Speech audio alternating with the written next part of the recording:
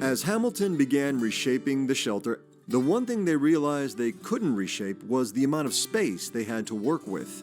We're in the room where the families would sleep. They would sleep on bunk beds. And when I say family would sleep on bunk beds, oftentimes it would be a mom and her 2 kids on one little narrow bunk bed.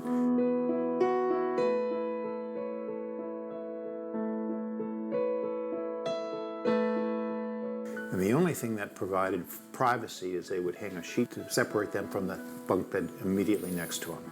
Kind of tight living quarters. And we had about 100 people at times sleeping in this room and the room next door. And so if you can imagine, there were beds that were, just going in that direction, and then you had a space, and then you had another row of beds, and then you had more beds against the wall here. So you literally had beds in every single space.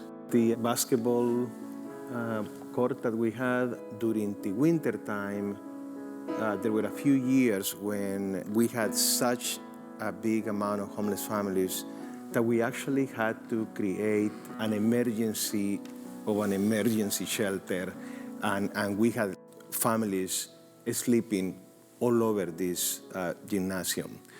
It was packed. It was that was one of the issues.